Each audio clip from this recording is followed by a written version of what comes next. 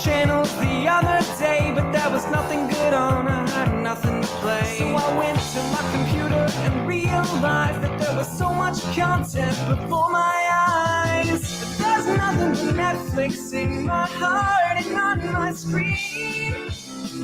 There's always something good that I still haven't seen. But maybe one day we can try to watch the rest. So Rob and Chappell, give it your best. Yes, that's right. Nothing But Netflix is back. Thank you, Will from America, for a brand new theme song to Nothing But Netflix. And let me welcome in my co-host here today as we are going to be talking Squid Game. Here he is, Chappell. Chappell, how are you? Rob, I'm amazed. Will from America. Wow. The talent from America. America's own Will. You know, Will from America. Well, that cost us 45 billion won. Oh, okay. Well, it is worth it. We got our money's worth then. Clearly. Thank you, Will from America. Wow, I've never had a theme song, so this is new. I like this. This is not the song that Akiva and I agreed on, though. What happened to his Big Bang Theory? He does know everything about music. That is true. He listens to every album every week. Look, that man said that. About Squid Game. We got to talk about. That's fine. Squid I just Game. think that's absurd. Come on, that is every absurd. album every week. Every album. Okay. Yeah. We have a spoiler-filled recap review of all 9 episodes of the Netflix phenomenon Squid Game, and boy, we are so lucky because we have our own number one here with us here today. Of course, you can hear him all over post-show recaps talking about all sorts of amazing entertainment properties. Please welcome in our great friend, Josh Wigler. How's it going, guys? So I was half listening just now. So something about Akiva listens to every song. I'm sorry, I'm a little distracted. I'm just trying to get like the chocolate chip out of my cookie that I'm eating right now without breaking the whole cookie. Lick the back. The woman with the mask on in my home says she'll kill me if I break the cookie. It's my wife. Yes, okay. I'll be in really big trouble. Don't break the cookie. Yes. Hey, friends, thanks for having me on Nothing But Netflix. This is exciting because that, if you are, got your podcast scorecard, I do believe that, is this the first ever combination Rob, Chappell, Wigler on a podcast? I think that's got to be right. One before I don't think the three of us have ever been together. Oh my gosh, this is this is a big deal. I've spent thousands of hours with Rob. I think we're probably going to get close to 100 hours, Chappell, at some point by the time that all of the Walking Dead nonsense is done. It'll be 1,000. But this will be the first of the three. What a lovely time! What a great little bit of trivia that is, Rob. Yeah, amazing. I'm amazed. Yes, and what an event! I have nothing to say. What an event to bring the three of us together here to talk about Squid Game. I really hope, for the sake of our individual mortal forms, as well as the sake of the listeners, that it doesn't have to be only one of us lives through the podcast. Yes. Well, we're having a steak dinner. Yeah. Is this did we just pair up for the marble game and uh-oh. Yeah, leave me out of this one. No, y'all pair up and then I'll just sit this one out. I have a feeling I'll survive if I just sit this one out. By the way. Oh my God. We can talk about it. No spoilers. No spoilers. So but I'm pleased to be here. Very pleased to be here. I guess real quick, maybe for 5 minutes, we'll explain what Squid Game is if you're just curious, should I check it out or not? And then we were gonna go full bore into full squid. Full squid into everything. Spoilers here. This is episode number 2 of a Nothing But Netflix, the brand new podcast. Where and you're sure you don't want to spend the first 20 minutes talking about what this podcast should be and how you should definitely you can never do Hulu, you can never do Prime. You sure you don't want to just really get into that for a little while first? I mean, we could talk about it. We did kind of tiptoe into that, but if you want to open the discussion, Josh, I think we could talk about it. I think Rob is set on we are doing Nothing But Netflix until we need to make some amendments to that later on if it comes up. We're open to the discussion. Just do the podcast. Yeah. The podcast will tell you what it wants to be. Do the That's podcast. true. Yeah. Well, I'm very excited. We have some brand new links for you to subscribe to Nothing But Netflix on Apple Podcasts and Spotify. Go to robhasawebsite.com/Netflix feed. You'll get links to be able to subscribe on both Apple Podcasts and Spotify. We always appreciate your ratings and reviews, especially when we're starting out a brand new podcast like this one. So appreciate that. robhasawebsite.com/Netflix feed for all of that. Okay. Chappell, you had watched the Squid Game before any of us. What got you into Squid Game? What was the pitch to you? I mean, everybody was talking about it, right? Yeah. So I just didn't want to be left out of the conversation. It was one of those things where you just scroll your Twitter timeline, minding your own business, and you start to see TikToks and memes, and everyone's like, "Oh, have you started Squid Game yet?" I'm like, "No, I haven't started Squid Game yet. I'm going to get to it. I have other things to watch. The Walking Dead is on. I might want to rewatch Grey's Anatomy for the 15th or 16th time. Who knows?" But I finally just, bit the bullet and said, okay, I'll try it. I'll see what happens. Let's just tiptoe in. I'll watch an episode here or there. And I ended up finishing the whole season in a day. Yeah. So, it captured my attention, to say the least. Josh, I think you were like 10 minutes ahead of me as you were started your watch of it. I was following you on Twitter, and it was like right behind where you were. Could you give people, just if anybody is just curious and checking this out, just explain what Squid Game is? Yeah, well, Squid Game's a phenomenon, is what it is. It is a Korean drama on Netflix that came out September 17th was when it released in Netflix. And much like you, Chappell, like I felt like I couldn't go online without seeing people talking about Squid Game. I had a few people like texting me being like, "Have you checked out Squid Game yet?" I was like, "No, not yet." And like a part of me, because I was being like contacted by so many people in like sort of like the reality TV-ish space, I was like, I'm thinking about watching Survivor right now. I think I've got room in like my mind for like one reality show right now. And so I thought Squid Game was like a new Survivor, Big Brother, Genius, something like that. And I had no idea that it was a drama. So I want to start there because like there may be people who don't know. This is a scripted drama. It is a 9-episode scripted odyssey that is highly lethal, battle royale and Hunger Games adjacent. This show is effectively about like, if you want to know literally nothing more than like, you shouldn't be listening any further, but like without getting into like the mega spoilers, the premise is effectively like a Hunger Games-ish type arena where people who really badly need money and are in a very bad way find themselves with the opportunity to make some money by not dying and sometimes potentially even killing others. That is effectively the premise of Squid Game in like the shortest version possible. The rest of the podcast will be the longer version. It's very violent. It's often very sad. It's sometimes very funny. And it certainly is very pervasive in the culture right now. I think like if you weren't going to start with Seinfeld, which was a really natural way for you two to begin Nothing But Netflix, you kind of have to start here because this is like the show of the moment. Yes. Okay. All right. Now at this point, we're going to say that's what Squid Game is. Okay. That's what it's about. You could leave now if you don't want to hear any spoilers, because we cannot talk about the entire series without completely spoiling things. And I will say also that I'm so excited about this panel here tonight.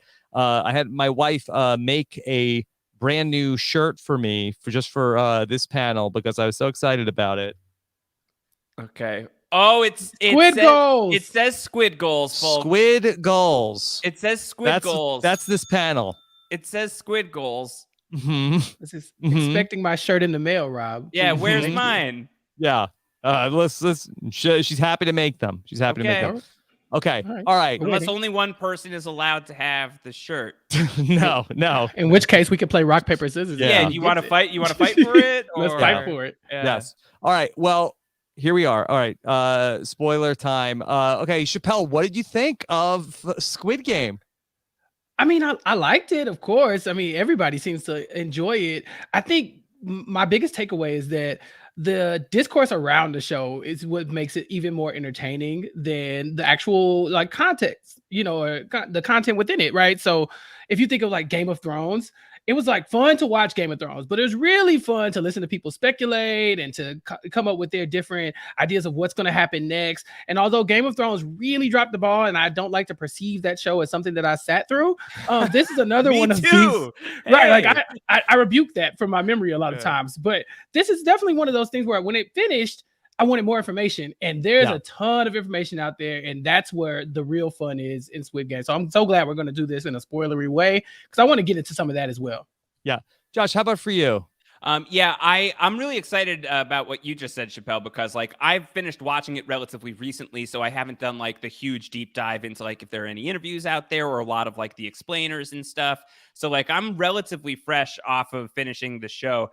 I really enjoyed it, and I think, Chappell, you totally hit it. Like this is a really fun one to like be in the conversation on, because I think like this show is like there's a lot of really serious stuff to talk with around this show, and the ways that it's like engaging like class discrepancies and like the poverty gap and all of this terrible stuff that happens in our world on a day-to-day basis. And there's a lot of room, tons of room for discussion around that, and like really valuable stuff. But it also, in the first episode, has like a giant big girl plastic doll that's playing red light, green light that turns around and then you get shot. And like that is both horrifying and like important to talk about, but also the incredible stuff of memes. So like to like log on to twitter.com and be able to like go and see all of the different things that people are like squid posting. I'm very happy to be in that conversation. And like I loved the show. And like it's definitely occupying some headroom for me right now for sure. But I don't want it to go unsaid, to your point, Chappell. Like, yeah, this is just like fun to like be in the know on is Squid Game. Yeah, I really enjoyed it too. I think this is a show that really would reward a rewatch also, because I think that there is a ton of foreshadowing that a lot of the internet has been, really good at like pointing out like a ton of Easter eggs along the way, and probably a ton of things that you don't even realize on a first watch through it. So that's been really fun to get to kind of like absorb some of that after I've gone through the whole series. So it was a show that I didn't know how deep the show would go when I started, and I thought it was a really exciting ride to be on. Were you too spoiled on anything as before you got to it? No, not in any specific moments. Maybe a little bit eventually on like tone and content that like this is going to be like the murder show. Yeah, people are like what the premise was. It's like, okay, so then like I should walk into this show expecting to like fall mightily in love with many characters and for most of them to die. Imagine you didn't come in knowing that. I'm sure that that's the experience for many people. Like, I don't know, for you, Rob, like, did you have like the tonal spoiler or no? Oh, I got some like plot spoilers, which was like the biggest of which that I had spoiled for me. And I was, on, there's a lot of Squid Game stuff on Squid Talk right now. Yeah. Oh my God. And, so that I wasn't looking for it, but it was showing up in my feed. And I got one where a guy was talking about, all right, so you know how I knew the old man was bad the whole time? Oh my gosh. And yeah. And so, and I had just seen episode 6, and so that's a mega spoiler. That's a mega spoiler. Yeah, that's sort of the spoiler. Is that like this friendly guy, number one, who is sort of like the one who like you really don't want anything bad to happen to this person, but you know it's going to, and you're just hoping like all get out that it's not going to happen until like the penultimate, and then it happens where it happens. Except that guy sucks because that guy threw all of them into the Squid Game. He's a dirty traitor, and this is his whole thing this whole time. If I'd known that going in, I would probably feel pretty bad about those first few episodes. Like, I'm glad to have the experience where that was like a big thing that like just sort of like gets dropped on you towards the end. Really hope people also took you up on that copious, very fair spoiler warning earlier. Yeah, because if you didn't, like, now that sucks. Don't be mad at me. Don't be mad at Rob. Yeah. This is why I stay on Brick Talk. This is why I don't venture into Squid Talk or my other TikTok areas. I'm just strictly Brick Talk. That's where I hang out. What's Brick Talk? Lego TikTok? No, it's where don't judge me. I know people are listening, but if Sarah Ferguson put me on, it's just where people move piles of bricks into other piles of bricks. That sounds enormously satisfying. It is so satisfying. It's like ASMR. And then sometimes like they are like building stuff with the bricks. Maybe they're like building a wall and then taking it down. I'm there all the time. So I would have never come across any of the Squid Talk spoilers. But I was suspicious of the old man because I would see people tweeting like, oh, I love these 4 characters. And it would always be like some of the never other the crew, old man. and it was never the old man. And while I'm watching, I'm like, so am I going to be the only old man stand throughout this? So I was always suspicious of him. Yeah. So it wasn't a huge shocker when it happened. In episode 6, when they don't show him die, I knew then. I was like, okay, so he's the bad guy. That was the thing, yeah. But it wasn't because of that. It was because I had never heard anybody standing the old man. Because I was like, we are team old man here, right? And Ilnam is he's a great character, but he's also the devil. He's evil, and I hate him. Bad guy. Yeah, I'm really so glad good, I didn't have anything like that. Yeah. Oh man. Yeah. But I was like, to use my favorite word from the Black Widow Brigade, I was sus of the old man. By the end of episode 6, they don't show him getting shot, and like they don't show him in the next episode when they show you a body getting put in the box. It's Ali. It's not him. So like that's confirmation he's gone. But it's like the classic trope. If you don't see the body, you got to be suspicious until you see the body, and especially on a show like this, like. Maybe there was an argument that they were going to do us a kindness and not show that happen to him, because that's like too much to like, not to him, anyone else, not him. But like, no, probably like they're not showing you that because clearly like whoever's the host, they very purposely didn't show us that person's face either. And so it's like, oh no, I hope this isn't going in that direction. And then I kind of forgot about it, and the rest of the show took off.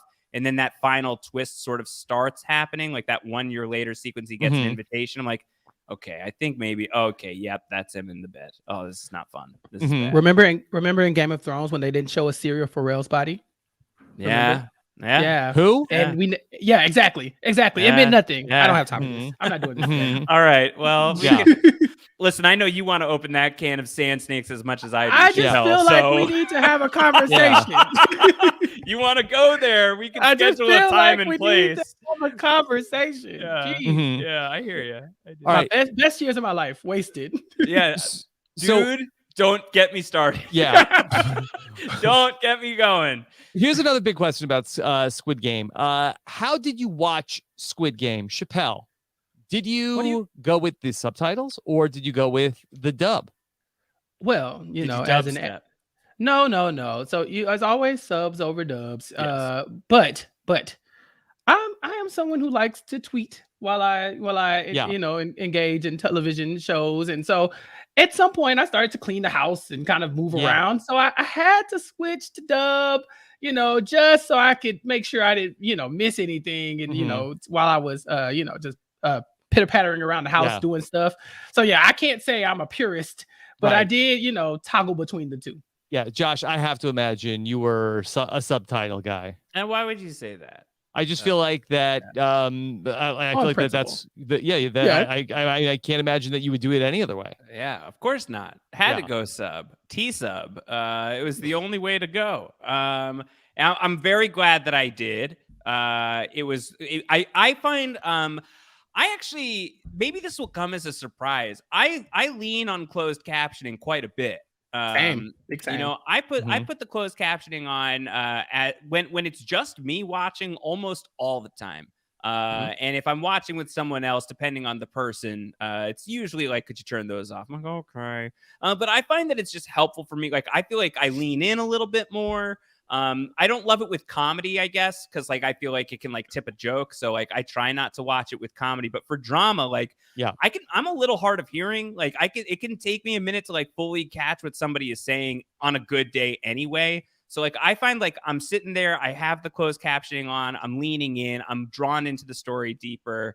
And I think especially on something where it's not my first language or even my 10th, like I really love hearing the actors naturally, their natural voices. Like that's what I want. Like I feel like it convey like emotion transcends language. I think the Netflix show Dark, I don't know if either of you watched that, but it was like the time travel sci-fi show. It was German language, and there was just like no way that I would do that anyway other than subtitled. Like I feel like I would have missed something really important about like the character interactions. So yeah, definitely did it that way for Squid Game. Well, Rob, it's interesting that you brought that up, because did you hear about the controversy with the subtitles? No.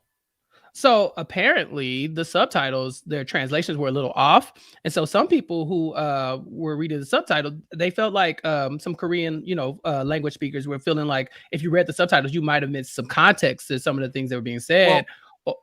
Just based off of the subtitles not being, a direct translation.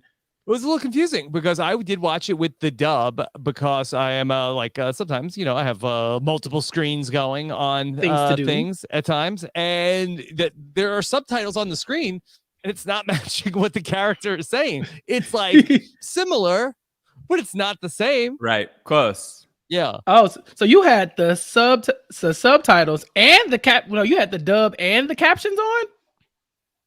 I think I don't know. There were some parts where there were captions on the bottom of the screen.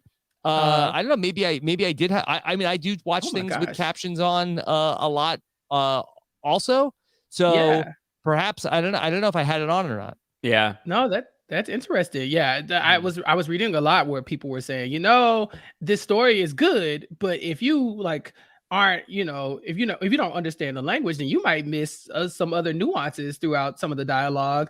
And so I thought that was pretty interesting. And now I'm like just upset that I don't speak Korean. Yeah. Yeah. Like I'd rather watch it again with someone who can explain to me some of the nuance. Okay. Do either of you have any sort of like big picture like theories or theories? Or just like big ideas that you want to talk about? Well, I mean, I think like even the fact that so I think like even walking out of this show that's like a thing that like you can ask so early on was definitely not part of like my expectation package. Right. Right. It's not like I didn't walk into the show being like, all right, well, what are I'm like snapping back into my entertainment reporter mode. Like TK burning questions for season 2, like was not like on my list of things that would come out of this. But like, hey, why did you do this? Why did you put this thing together? Nam, like, what is your deal? What's your backstory? Will I see you again? Like, what are we going to learn more about you and how this whole place was created beyond just like metaphor and like your outlook on life? I want to know more about that. And that is not like, I think that during the process of watching, I wasn't like terribly concerned about the mystery of the game. Like I kind of felt like you could miss me with the undercover detective story. Like I just didn't fully get it. And like that stuff was fine. I was much more engaged with like the game itself. But then like by like the end of the season, you're like with like the hot magenta hair, on the tarmac getting ready to go. And you're like, you know what? No, I'm not ready to go yet. I need to find out what's going on with all these people. And so I thought that the show just like really effectively like put me in that spot by the end of the season. So as far as like theories, I don't know that I have any, but the fact that I have like a desire to like dig into it at all is like a really cool, unexpected sort of like fandom thing that popped. Well, let me throw a theory at you then, Josh. I know you haven't done any deep let's do it. into some of the. So one of the theories is that Nam is the main character Ji-hun's father. What do you think of that, Josh? Interesting. How do you feel? What? Because here's what is this one of those? What's the evidence, Chappell? Is this one of those R plus L equals J? No, where there's this Josh, is good. Josh, please.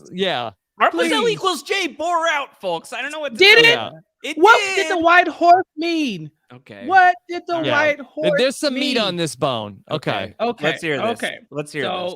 So Nam is 001, and we know that Ji-hun is 456. He's the last person. Remember, there's a moment where where Ji-hun turns down the milk. He's like, I need chocolate milk. And Ilnan says, hey, my son is just like that. I used to whoop his ass because he would ask for chocolate milk instead. It's like, oh, okay. And they talk about how they grew up in very similar neighborhoods on episode 6, where they're in the Marble neighborhood. He's like, oh yeah, like this looks exactly like my home. He's like, yeah, I grew up around here somewhere. Like this makes sense. There's a very like, yeah, look, you're thinking the wheels are turning. Yeah, no, keep going. Yeah. I'm listening very closely. Yeah, they both end up leaving their families to get more involved in the game. So they do have some like character overlap. There's a lot of just like hints that this could happen. Now, I personally don't buy this because I just don't feel like why? But it does, like I said, it does kind of lead you to think, because I was leaving the show like you, like, I wasn't really worried about the origin of all of this. But then when you find out that Ilnam is the lender, he was the one who lent the money that Jihan needed. So he's the whole reason he's here. He's like, we set this up for you to go through this, so we wonder if this is just one time for him to play the game with his kid, because he once said, I used to watch my kids play Squid Game and these games all the time, and I would just hide behind the pole and watch them. Mm-hmm. And we know Jihan's father was not in his life. Yeah. So there's a few other ones like that. Yeah. Also, like, I think that the gate for like where when Jihan is going to his house looks like the place that Ilnam is saying like, oh yeah, this is my house. This is like where I used to live. Right. Mm-hmm. Right. I mean, I think that there's like really clearly sort of like an epic quality to this show that I do think that the reaction to it has been so huge. I think from like a streaming standpoint, this show is like enormous for Netflix. Like there's going to be a second season, no doubt about it. I don't know if it's been announced or anything, but there's just no way that there isn't going to be a second one. Yeah. And I think like there's like you get the sense that like there's like, I think that there's like definitely like sort of like those like overtones of like mythical family issues that are lording over this, with even like by the end Jihan is like taking care of Sangwoo's mother, right? And like is like has like found the brother too, like he's like kind of like in this like surrogate parental role to some extent there. So he's like connected to two of the characters who are already dead. Like that history is going to come into a second season, and we're going to want to like follow him pretty far down the line. But like if he's thrown into the games, then like that kind of takes some tension out, because they're not just going to kill that guy off. So how do you keep him and his incredible new hair from like how do you get him onto the show in a way that's like sort of realistic? Like you kind of put him in the role of the cop who was poking around the games. I think the cop is still alive too. He's probably totally still alive because he's the front man's brother, and the front man isn't gonna just like let him die. Yeah. So he took a chance. Cop got shot in the arm. Yeah, you didn't see the body. He's fine. We didn't see the body. He and Jihan are going to team up in season 2, and they're not going to be in the games, but they'll be in like the ecosystem. Yeah. And then this way we'll be able to follow a whole bunch of different people in the games. And I think that like drawing Jihan in even deeper, like i.e. like you need to give him like a little more plot armor probably on such a lethal show, being the only freaking survivor of this thing. I think Chappell, it makes some sense to me that his dad would be the one in charge of the whole thing. Like the biggest buster for me is like, then why did he let his son like almost get his head blown off by like the red light, green light doll and all of this other stuff along the way? Unless again, the system is rigged and he had like safeguards in place. No, I think his son could have died. I don't think he cared that much about him. I mean, he clearly didn't care to be in his life. So I don't think so. But he's probably just going to see like what he was going to make of himself. Yeah. Yeah. Why not? I do wonder if it might just be like a pink herring and not actually the case, because Chappell, do you think that that would be a little bit of like a jump the squid moment for the Squid Game to make Ilnam the father? Oh, absolutely. I will say something very controversial. I know this is getting a second season, but I would be fine if it didn't, because I have been there for shows that go on a little too long. Check out the Walking Dead recap on postshowrecaps.com. Please for more information on that. Yeah. But I've been there for shows that have gone on just a tad too long, and then you like, oh, this is not it anymore. This is not the same thing that captured us. I feel like the appeal of this show was like the actual Squid Game of it all, right? Like the kids game turned into something that can kill you. And I think that's what lured everybody in. It's the red light, green light that makes the whole world want to watch it. It's, the tug of war. It's because it's something we all can relate to in a way. But you turn it into the second season crime drama where he's, infiltrating and trying to break stuff up. You don't get the games. You don't get the thing that got us here anymore. So I would be fine if they did not jump the squid. But I mean, the money is right there. I don't see them leaving it on the Chappell, table. one of the theories I've seen is is that it's in the pig over the whole room. Could season 2 be a prequel to an earlier Squid Game? Now that I think we would like, right? Because we do find out that the cop, Junho, his brother is the front man, and the brother is a winner of a previous Squid Game based on what the cop saw in the file. And so we know that he wins a Squid Game and then comes back as the front man eventually. And so, I would want to know how he won and what made him come back as a front man, as opposed to what Jihan looks like he's going to do, which is try to take down the whole operation. Yeah. So give me a prequel, maybe, but 2-3 seasons. I just know that it's gonna get sloppy eventually, and that's that. I like this. I like keep it tight. Keep it tight. These franchises always have it's not always, but often the first one is just light years ahead the best. It's just it never really hits the high of that first time through. That's Hunger Games for sure. There's so many examples. All-Stars. They got a Squid Game All-Stars. Oh, no. I think that something like that is likely. Squid Game Changers. Squid Game Changers would be great. And so I completely agree with you, Chappell. I would be fine if this was it. I think it would be great if this was the only season of the show. Yeah. And I wouldn't feel like we were left on a cliffhanger. I would feel like we were left on a note of no, that wasn't okay, and I'm not going to stand for it. And it's a good moral finish to the thing. And I would be okay, now I get to imagine what does that look like? But now there's just no way that they won't do it. They have to.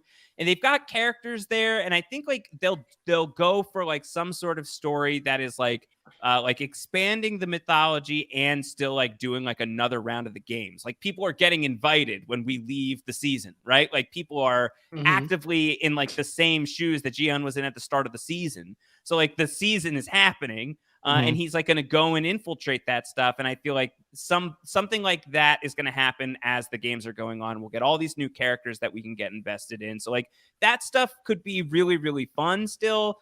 But there is so much danger in the well, now we have to show you exactly how your main character was hyper important to the royal infrastructure of this game. That could be a well-written story, but it also could be real cheesy. And I'd be fine to not get it right now. I would fold. But I'm just hopeful that the quality of this season was so high for so much of it that I think that they could potentially do a really interesting sequel. It's just that it is not a guaranteed thing. It's not guaranteed, but I think that they're going to go forward rather than go back. I think maybe more characters survived this thing than we think. Who else? I think that there's a world where I'm so sorry. I'm sure I'm going to mispronounce some names here. Mineo, is that right? Mineo. Yeah. Mineo. I think she and Daksu might still be alive. How? Okay. I think they might still be alive. Now, for everybody who's not as familiar with the names, could you give us a little bit more description? That's the bad boy, that's the guy. Oh, okay. After they fell off the bridge, you think they could have survived it? I think it's possible that at least one of them made it. And I based this on Melrose Place. I'm sorry. I based this on Melrose Place. I don't know. This may have been the season 4 finale, I think. So I'm pretty sure it's whichever finale it was where what's her face blew up Melrose Place. So walked into Melrose Place and blew it up, and that was a cliffhanger. And one of the sub cliffhangers of that season was the bad boy of Melrose Place, Jake Hansen. His brother had shown up that season, and they were close, and then they weren't, and then the brother did something messed up, and then Jake Hansen brought him to a construction site to confront him, and they fought on the construction site, and Jake Hansen ran into his brother, and they flew off the construction site from a height that no one could survive. And maybe they landed on bodies. That was the cliffhanger of the season. And in the season 5 premiere, Jake Hansen was alive, but his brother was not, because his brother took the brunt of the fall, and Jake Hansen survived the fall from the weight of his brother. So yes, Rob, I think that the bodies are going to soften the fall, and we will get those 2 characters, or at least one of those characters, back for season 2 is my bold prediction. I think that they're alive. I think we'll see them again. Can I? What? Chappell, and it's all because of Melrose Place. What kind of show is Melrose Place? Like, geez, gosh, this is wow. Yeah. I mean, look no further than our next episode of Nothing But Netflix. We're going to talk about. Let me know when Melrose Place gets on Netflix. If it's not there already. Obviously, if it's never trending, just hit me up. Mm-hmm. I'll swing through. Okay, that was incredible. Yeah, I was in 4th grade, and my 4th grade teacher overheard me having a conversation about that episode with a classmate who also watched Melrose Place, and our teacher said, "Josh Wigler, you are way too young to be watching Melrose Place." So clearly, she had watched it as well. Yeah, she wanted to talk about it. It's fine. I think she really did. She did. There were no crazy. Yeah, she's like, "Wasn't it crazy?" It was. It was nuts. If we're talking about the bridge, can I give you one of my I have a few pet peeves for the bridge, the Squid Games. Yeah, the bridge for the bridge itself, or the series. Okay, so the games didn't totally pass muster for you. And look, that like this is what I could bring to this conversation. Random things that irk me along the way. Yeah. Okay, so all right, they have the bridge game, and for some reason, the powers that be at Squid Game say, all right, after time is up, blow up the bridge. We're gonna blow up the bridge. Why on earth would they blow up the bridge? Don't they need to use it again? Like, I can understand, like, let's shoot the people that are on the bridge. You got to rebuild that whole thing. And then I hated that and then a shard of glass from them blowing up the bridge ultimately, like, doesn't say biak. Yeah, I guess I hated that. I guess it's a valid complaint. What a waste of resources. I mean, half the bridge was already blown up anyway, to be fair, right? So the bridge, every time someone stepped on a piece of glass, it was have to do heavy work on the bridge. It was already going to have to be You would never have to replace the glass. Like, the glass stays. It's just like the candy glass you have to just replace. It's one of those things, like, you know, it's at this point in technology, it's cheaper to just replace the whole thing than it is to fix the part. Tempered glass? Yeah, just bring in a new bridge. They just bring in a new bridge. Obviously, no respect being paid to the people who are going to have to clean this up. No. You know, like no thought whatsoever to anyone who's going to have to deal with the literal mess that blowing up the bridge creates. Let alone the financial mess. Like, what a nightmare! Like, now clean up, like, on top of this, like, clean up all the dead bodies. Now clean up, like let's explode glass. Yeah, you're like down there rolling your eyes in your red jumpsuit. Like, oh my gosh, here they go again. So in that same episode, also they bring in, like, the VIPs, and the VIPs are here to like. You hated the VIPs. You know what? Shouldn't we all? So when it was the reveal was that the whole point of the Squid Games is that the VIPs bet on the Squid Games.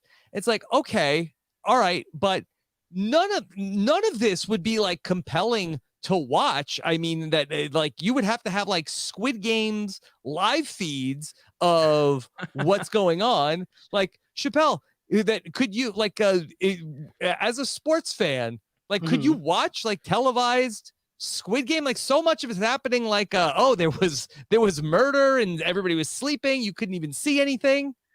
Rob, weekly, I watch the NFL. I watch grown ass men get CTE every day. Yes. Every week, every fall, my entire life. Right. And I don't stop. And I know it's bad. And I don't stop. So just picture it like that. Like, we see people. But so much work goes into the telecast of every NFL game. Imagine it's like you watch the NFL game and then it's like, okay, while we were at halftime, this person got murdered and this person got murdered. And it's like, well, I didn't get to see any of that. Yeah, there's really budget behind the Squid Game initiative, but perhaps not a lot of like art for the audience. That seems to be like maybe not the most compelling sporting event around. They do have live feeds though, don't they? Don't they have like security cameras on the prisons and stuff on like the big room that they're in? I'm sure they have the feeds. We get Taryn to watch it all and just give us the rundown. There was some movement. You'd be all over 67. it. Yeah. The crew would be able to hold it down. RHAP would be able to podcast about this, but could you ethically? Could you morally? Probably not. Yeah, and I feel like just because you're betting doesn't mean you have to be watching, right? It's kind of like, let me know when we win. Like I put some money on, pick all the even numbers and then let me know what happens. Yeah, it's like they just pick like random numbers and then it's like, okay, give me 251. That looks good. They get the dossier. We've seen the binders. They get, Josh, you might not have noticed this, but when Junho was looking through the binders, searching for evidence, he opened the 2021 book, of the current, the current competitors, and it started at 002. So that was more, information on Ilnam not being one of them, right? Interesting. So they get the stats. They get the baseball cards. They can read the back of it. They can find out, okay, whose power-ups do XYZ. Who's going to get the grenade, right? Who's going to get the grenade? They do their skills, and then they say, okay, well, I'll take this guy because he's a glass maker. Now, that's what would piss me off. If I pick the glass maker and the challenge is to walk across the glass and he identifies that, look, if you look at the glass, because I'm a glass maker, I know which one's not to step on. I should, we win. He did it. I win. They're like, no, they're like, turn the lights off. Yeah, how you just negate my power? You just negated my power up? Why did I pick the glass maker? I could have picked anybody else. Yeah. And I don't understand to fly in? Like, what was it? Like first off, you have that much money in it. Like, okay, come for the whole Squid Game. Come from the first game. Yeah, I mean, I do think that they probably it's 5 days, right? Be there for the whole thing. Like the Olympic Village. Yeah, but I really don't like watching the one where they lick the back of the cookie. When they figure out that they should lick the back of the cookie, I don't like watching that. Probably the VIPs just don't like being there for that one. Yeah, they want to skip that it. one. Put that early in the season. We'll come as soon as it's done. They come for the later games. They don't need the opening ceremonies. Yeah, that's probably the most boring one for the VIPs to watch. Yeah.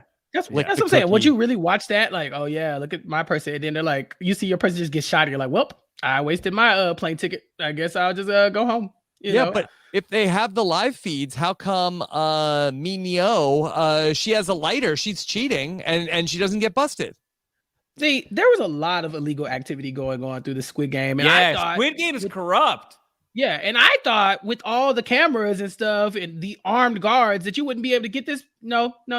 They wanted us to know that these characters are the wiliest gambling addicts that ever existed, right? They are not your normal, criminals. These people owe millions of dollars, and they're willing to do whatever it takes. Because her with this lighter, I mean, even just the idea that she just sneaks off to go smoke cigarettes is like, what? And y'all are okay with this? It's like, there's no way that she's doing all of this undetected. Yeah, but. It seems like the guards are in on it too. The red jumpsuits are not to be underestimated. Josh, I have a question. Yes. One of the theories I saw was that the jumpsuit guards, the red guys, they are also participating because they look like they're under duress. They can't show their face or they'll die. They live in basically a cell, and maybe, just maybe, when you get approached with the Squid Game and you have to pick blue or red, they chose red.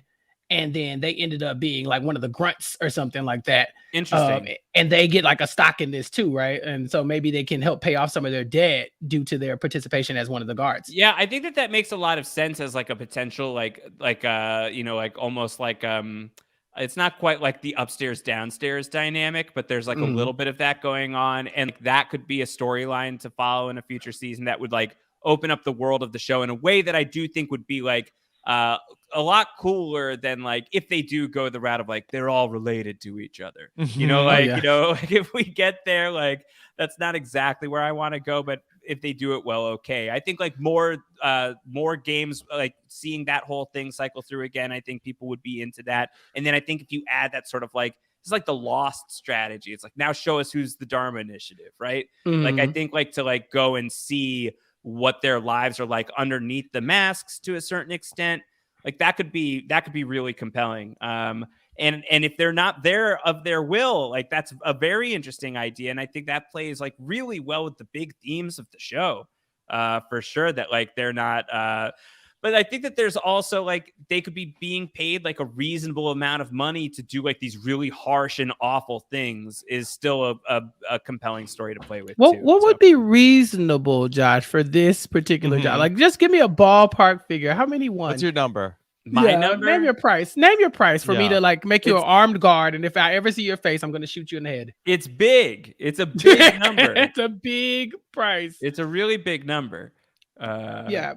I'm not comfortable sharing it on a podcast. Yeah, it's okay. Suffice to say, my figure is high. My rate is. We'll talk off air. But I think that makes sense because they throw us this doctor storyline that seemed to come out of nowhere, where people are harvesting organs and it doesn't line up with anything else that we see.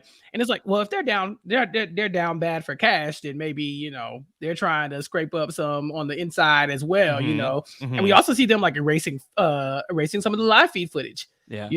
Julie Chen would never, but these people, clearly have other stakes in the game. So maybe that is something to think about if there is a season 2. Yeah. Yeah.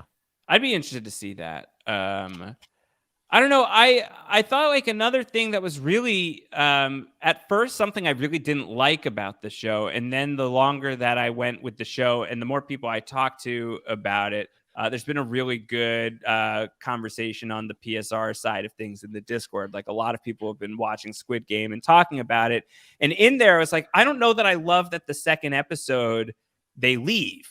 Yeah, well, that really took me by surprise. Really threw me off. I was not expecting that. Of like, because they have this rule where if the majority at any point ends up saying like, okay, the game's over, they can all go home. And it's interesting because then it was like when you think about it in hindsight, Il Nam was the tiebreaker. He went up and voted for everybody to leave and they go home. And so you have this weird second episode where everybody goes back to their regular lives and realize that the real Squid Game was the friends we made along the way. Yeah. Yeah. Capitalism, the debt crisis, all these things. Basically, these people are so down bad for money and their life is just in shambles based on owing money that they realize that, look, I could be dead, but also this kind of sucks too. And so I'll take either. And so they were like, if I got to risk my life to get out of this situation, fine. But also these are gambling addicts, a lot of them. And so a lot of them are just tempted by that. So yeah, I was more shocked that anybody decided to go back. It wasn't when the entire group went back. You should have seen my face when the first person said, no, I'll stay. I was like, excuse me? Like, what is outside for you? But that just goes to show you the level of privilege some people have. Like, it never occurred to me that somebody would want to stay in something like that. And then when, about half of them came back, it was like, oh, wow. Well, it was more than half of them, I think, came back. But it was just like, wow, that's wild. That's how down bad they are. And that's just, it's really sad, actually, if you think about it. I'm not going to lie. But yeah, I was shocked. This was not something I was ready for, but I was happy that they went back. I guess I wanted to see more games. Does that make me a bad person? I mean, it makes you someone who's watching the show, I think, like that's the show, like, cause I think like you're compelled by it. And like, that should make you feel a certain way, right? Like that, like if you do, then the show's doing the right thing. And I was like, I can't believe they left. Like, I felt like, wow, what a like sort of like a momentum disruptor. Like this feels like sort of a weird thing to throw into your story. And then just like talking it through more with people and like seeing a lot of different perspectives of like, yeah, but now you get like the context of like what they're dealing with back home that is going to cause them to be like, no, I'm choosing this. Like this is preferable to like what my life is like out there in the world because the world is so horrible. That I think like that episode being called Hell is amazing because that's what the world is.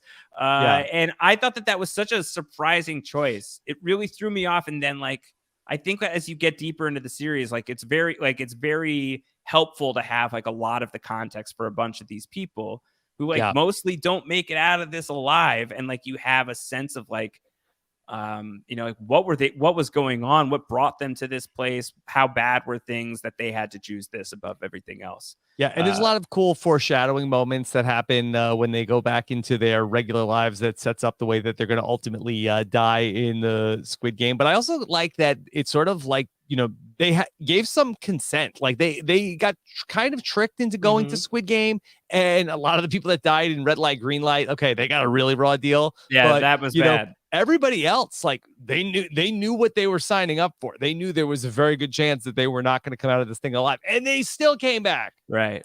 Yeah. That makes you feel a little bit better about watching it too. You're like, well, you did kind of you knew. Yeah, you did go back. Josh, did you catch some of the foreshadowing about some of the deaths? No, I haven't really thought about that. Yeah, if you have examples, I'd love to hear them. Yeah, so let's start with the most, I guess, really the most heartbreaking death of them all is Ali, right? And episode 6, where we lose Ali because he basically gets swindled out of his marbles. He gets his marbles stolen. But when he goes home, he ends up having to steal that bag of money, I guess, from his boss and run off. And so he ends up dying from someone stealing from him. I think also we have what was the bad guy's name? Daksu. Yeah, Daksu. He jumps off the bridge to get away from the gangsters, and then we see him fall to his death off the bridge. Et cetera, et cetera. So there was a lot of that going on. Sungwoo, he tries to like commit suicide, like wearing a suit in the bathtub, right?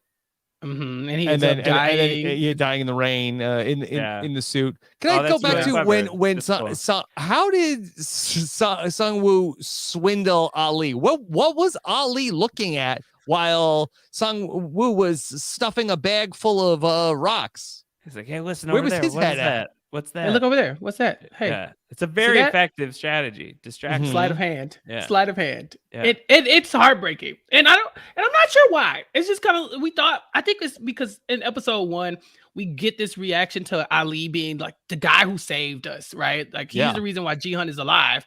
So we instantly were like imprint on him, and so when this happens, we're like, oh man, that's so horrible. Oh my gosh. It's like, is it really that bad? Like, they were otherwise they were just gonna throw the marbles at each other, or like Jihan is literally swindling this old man, and none of us are like feeling bad about that. We're like, well, this old man gotta go. But when it happens to Ali, I was feeling awful about it. Because I had no idea what you thought you knew. Listen, Ilnam was milking that. Okay, he was just like, oh, I'm so my dementia. Where am I? Yeah. What's happening here? You're just taking advantage of this sweet old man. Yeah. He he had already peed his pants, allegedly, Oh, what do we think he did? There's an empty water bottle that's next to him, and so people think that he poured the water on himself. Yeah, Josh, you really got to. You're gonna go deep cover at that point. You just gotta do the pee, right? You could, but you got the water bottle. He's like, just pour a little on me, because I think the theory behind that is that was when they had to pick teams, and they all wanted to pick the strongest people, and he's walking around like I peed on myself. I want that extra seat. Like I want. I want to be left out, because then he can say, then they can be like, well, if you didn't get picked, you died. Like kind of like Survivor, like we're sending you to exile. But since he did get picked, they're like, oh no, if you didn't get picked, you get immunity this round. Wow. So it works out. Peeing your pants is cool. Consider me Miles Davis. Yeah. I'll tell you who. It was that damn Sasquatch. But something else that I saw in one of the YouTube videos that I watched was that when we see that Jihan gives Ilnam his jacket to cover up, and then Ilnam gives him the jacket back. The jacket he gives him back is the 001 jacket and not the 456 jacket. And maybe that was his way of like letting everybody know, like, hey, this guy is cool. This guy's legit. Keep him safe. This is my guy. Yeah, I like this one. My son. Yeah. This is my child. Josh, this show is chock full of that. Even with the number 456, he won $45.6 million at the horse track. Oh wow! And, I was watching the YouTube clip. Oh my gosh, what are you talking about? And I was like, I'm a skeptic first, because again, I've been hurt by other shows, Game of Thrones, and so I don't like to get into all the well, this might happen and this might happen, and So I was watching it kind of like, okay, some of these are reaches, but honestly, it kind of lines up. I wasn't mad at a lot of the things I saw. There's another Easter egg where that all of the games are in like a mural on the wall that the room that they're all in, and that you could make out, like, if anybody had looked, they would see like what the games ultimately are going to be, because there's basically like stick figures of like all 6 of the games on the wall that they're in the entire time. Yeah. You can't see them. Well, you can't see them until they knock over all the beds and stuff, right? But yeah, they're on the wall. But I do call shenanigans here, because even though that's an Easter egg, well, who is that going to help?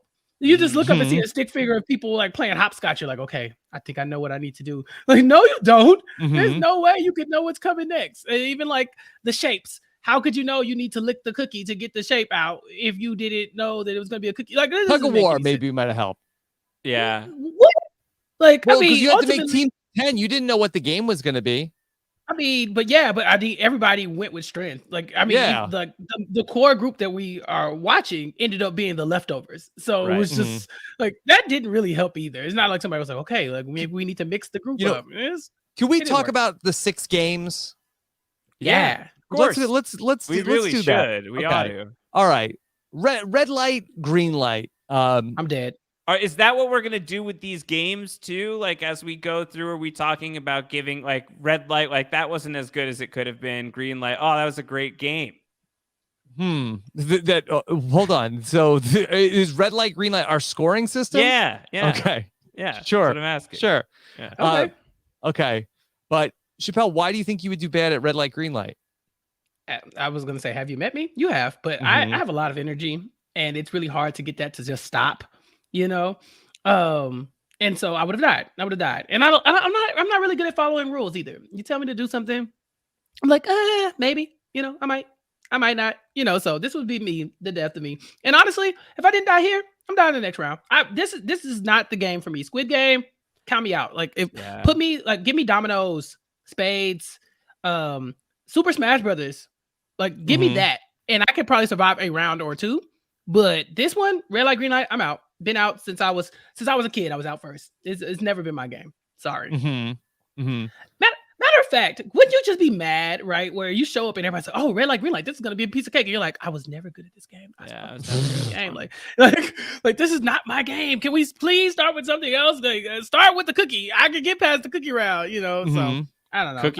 Cookie would freak me out. I feel like I wouldn't have the ability to stay still enough. But I guess this is also my issue for red light, green light too, except with my whole body. Like I would just be breathing too hard and I'd get shot. Like they would get me. They'd get me pretty quick. I'm doing very poorly in red light, green light. Yeah. I feel like red light, green light was really the most unfair of the games because they have no kind of expectation. Yeah. I think they should have told everybody up front, like, hey, just so you know, or maybe that's like the funniest part for the people, like the VIPs. It's like, okay, watch what happens when we shoot the first person. Like maybe that's what they like. It's a different opening immunity challenge every time.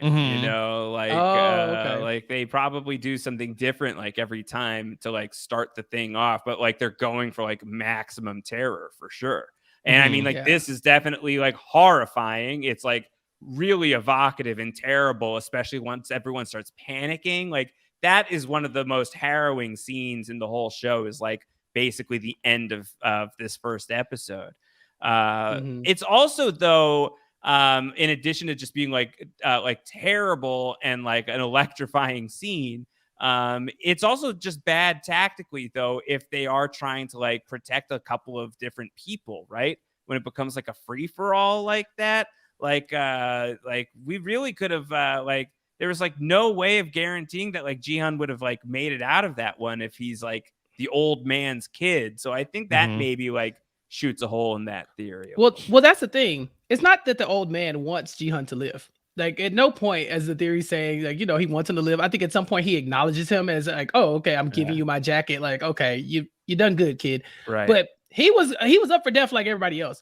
The issue is that Ilnam was not. They show, if you look back at the little green, radar detector thing, it never illuminates him.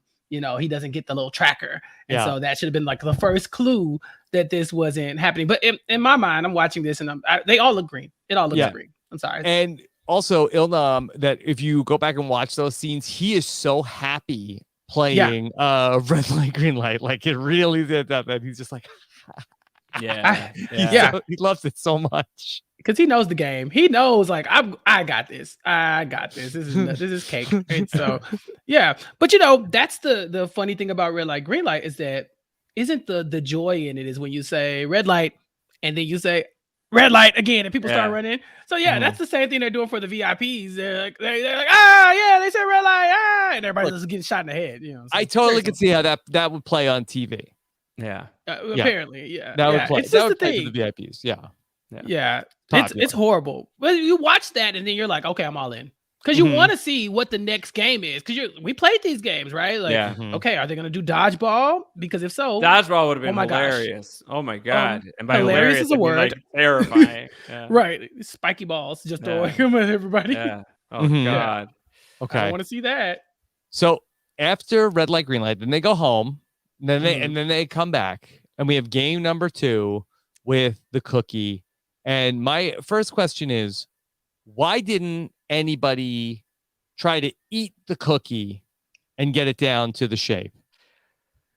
Way too delicious. So the temptation would be to finish the cookie. Too dangerous to do it that way. Yeah. Yep. Chappell, Once do you think pop, that the cookie would crack if you were just like nibbled?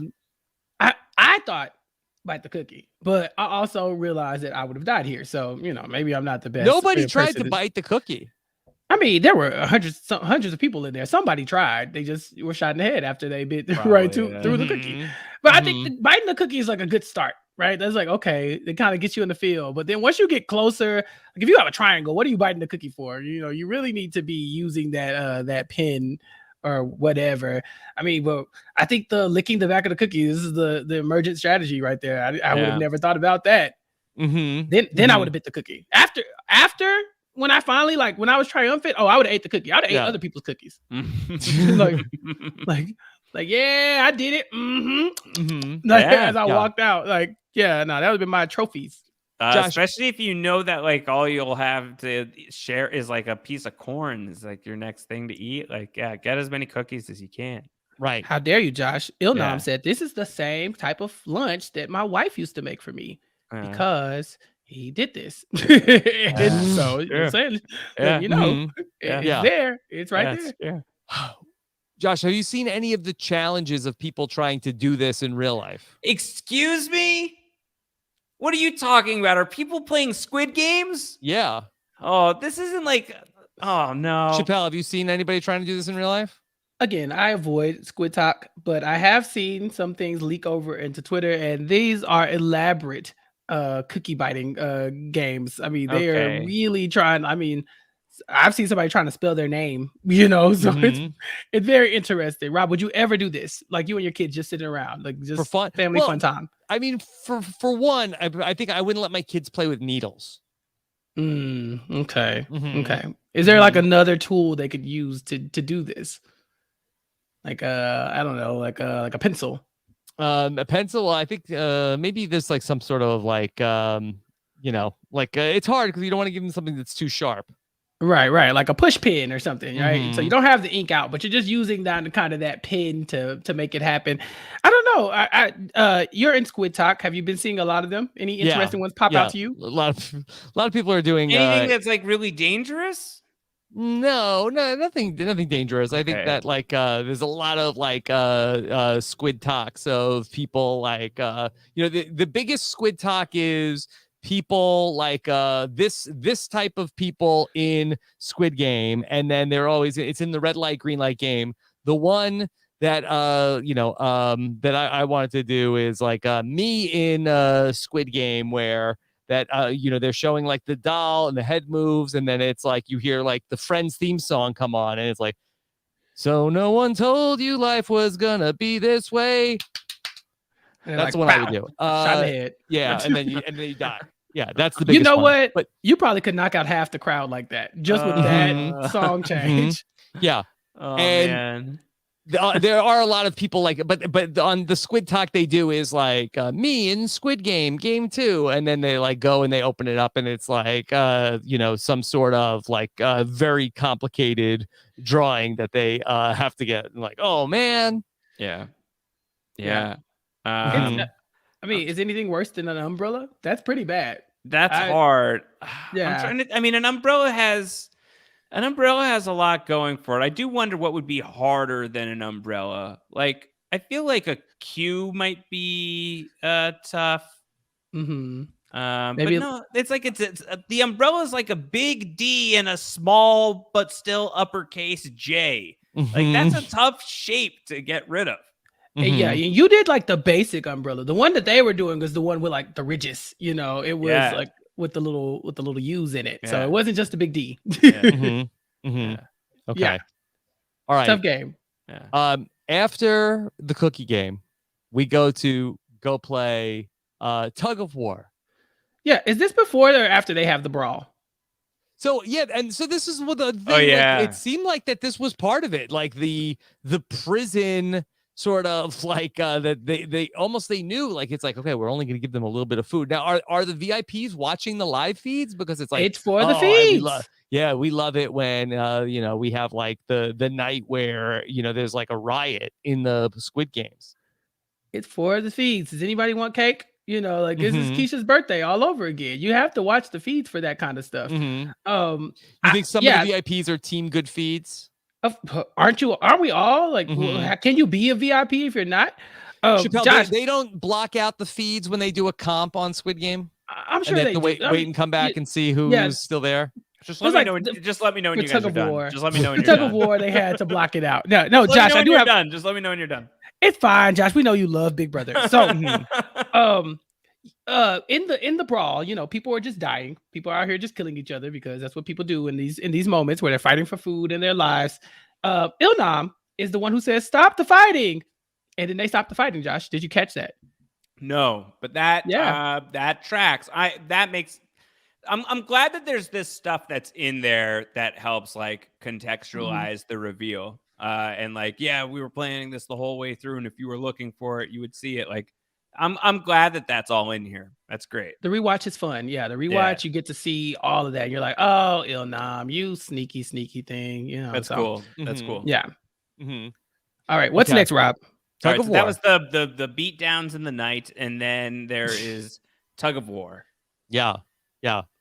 Okay. Well, hold on. And then, before we got to tug of war, we started to see a little bit of the squid dance going on there between Daksu and Minyo. Minyo? Okay. Yeah. Were you shipping them, Chappell? Hell no. This is disgusting. Get away from him. He sucks. I hate that guy. Were you shipping them? Who is? No. Who's out there? Someone let us know. I don't believe you're out there. Yeah, God. He sucks. He sucks. I mean, don't get me wrong. She can't be that great either. But in this show, he sucks. He sucks so bad. Like, this guy's horrible. And so, no, I wanted her to kill him. It kind of got me that he died when he did, if he actually did, and didn't just Jake Hansen his way into season 2. Classic Jake Hansen. It's a really classic move. Yeah. But he was such a horrible character. And I had I thought that they were really going to stretch it out with him and wait until the end, for him to really be in final boss mode. So when he starts going off on the bridge, I thought that he would make it through. And so then when it starts to turn, when she steps up to him, that's the first time where I'm like, oh no, she's just she's gonna kill him by killing herself too. That will be her win. Wow. That's when it started feeling oh God, that's what's about to happen. And that was really, really cool because otherwise the timing was really unexpected. He was such a big force throughout the season that's what, episode 7, there's still 2 more, I think. Or is it episode 8? 7. It must be 7 because 8's the really short one. Yeah. Yeah. So my issue was that I thought I thought that he was going to be the big villain, like you said. We were going to get final boss mode here. I didn't even see Sang Woo out here just becoming horrible before our eyes. Like he just looked up and you're like, wait a minute, that marble thing you did, I didn't like that. Yeah. And then now this bridge, and it was like, yeah, his like evil turn, to the dark side happened. And I was like, wait, he's not the bad guy. It's really Sang-woo. Both of them suck equally. I hate them both. Yeah. I wish somebody pushed him off the bridge. Yeah. So in Tug of War, Josh, did you think that our heroes were in big trouble? How did you think that do you have faith in them? This is probably the least tense part of the whole show, was when like every single main character is on the same team. It's like, okay, well, they're going to be all right. So like, but I think what it does do effectively is it bonds them to each other, and like it bonds us to them as sort of like I want this to be like the final six, like I want this to be the alliance that goes all the way, that like gets you really off guard for the marble game. So like, I think like the lack of tension here is like fine, because like they like bond, they unify, we unify with them, they're our people. And then in the next episode, like we're losing a bunch of them. Like I thought that was like, that setup was really, really, really good, but I wasn't nervous for a second about any of it. It's like somehow like, even when it's like the tides start to turn despite their great strategy, it's like, yeah, but you're still not going to kill all of the main characters right now. It's like, but what if they do? It's like, see, that's what I'm talking about. I like the show that does it. That does the thing. And you're like, wait a minute. And now the storyline has shifted, and now the main character is, Daksu, and I hate him even more. But yeah, like this episode, stop it. Stop it. But yeah, this episode is one of the like, okay, like it's a feel good episode in a way. Like I know people are plummeting to their death, but like for me, this is our team. So Josh, knowing that Ilnam is supposed to survive this, how do you think he's getting out of this one? Or is it just based off of his coaching skills for Tug of War? Yeah, I think like this has to be the one where he's like, either he was the last one, though, right? Okay, so he was like in the middle.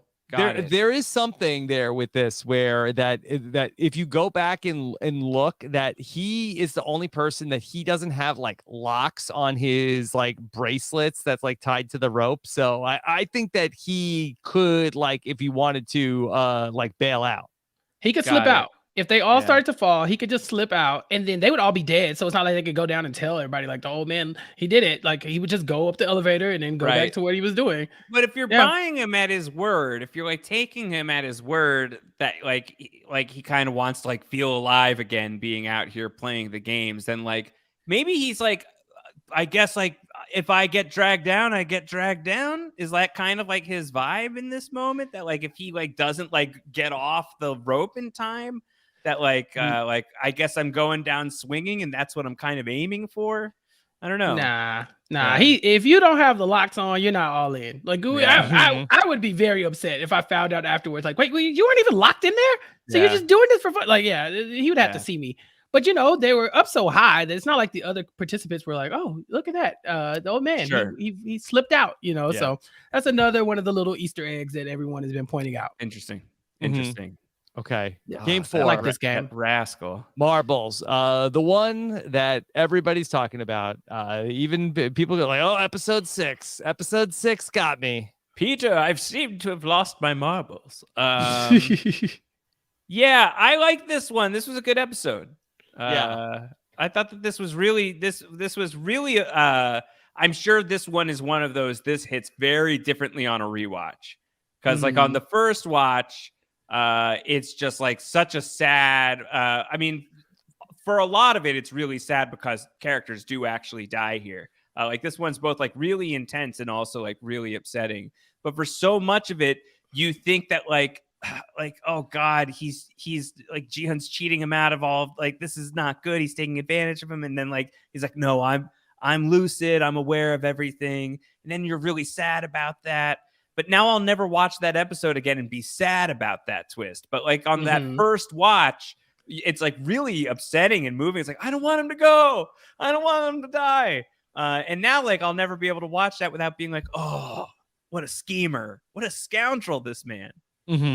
So like, that's fun that it kind of has like these two different ways of being able to watch the episode, but you only watch it that one way, the one time. And that was really fun. I look forward to checking it out again.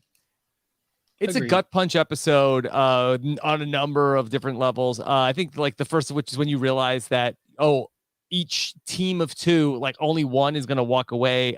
There's the married couple who they have the realization like, that one of them is going to have to, beat out the other one. Right.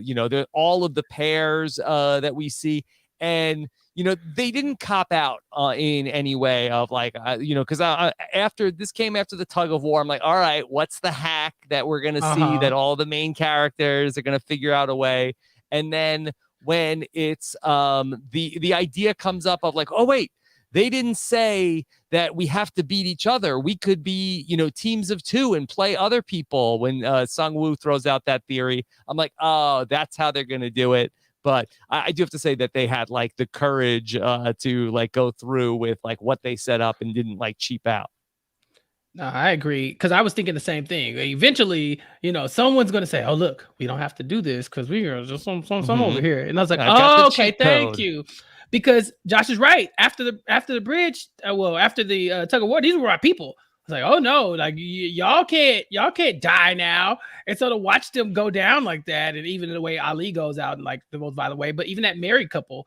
I was like, oh man, they teamed up because they felt like, as a couple, we live together, we die together. And next thing you know, the man is sitting there looking like mourning his wife, So yeah, this was tough. This is probably, I won't say the best episode, but yeah, this is the one that gets you in your feels. If you haven't been in your feels before this is the one that does it. Yeah. I thought it was the best one. Yeah, I think you could say that. Yeah, I thought it was the best episode of the show. And I think I think that a bunch of these episodes were really good, but I think what this one's able to pull off emotionally, and then like the surprises it has baked into it, and then like the replay value of it, apparently, which I'm sure is huge. Like I think this one just feels kind of unique to the rest of the show. Yeah. Also, because I think it's like kind of like a standalone episode. It's almost like a bottle episode with like the 30-minute time limit. Like you spend like that entire episode really on this. You're game with them on these this characters, and so there's so much there in the fourth game, which ends up like like the set looks different. Like it's just like people are playing like different marble games. I just think they did such a great job with this. Yeah, that's the coolest thing about it too, is that they tell them make your own game. You just figure it out. Mm-hmm. Don't even, we don't, just do whatever you want to do. Like just come back with marbles and then that's it. And so you don't really focus on what the rules are. You're more like interested in, okay, well, what would you do in this situation? Like what would be your optimal marble game? Because I like the little dig a hole and just throw whoever gets it in there, the closest, or, oh, let's both throw our marbles to the wall and whoever does it gets winner takes all. I like that one. I don't want the suspense. Tell me if I'm going to die right now. I just need to know so I can get over it. Like you could wait to kill me, but just tell me right now if it's going to happen. So I liked all of that. So y'all are probably right. This is the best episode. For me, same best episode. All right.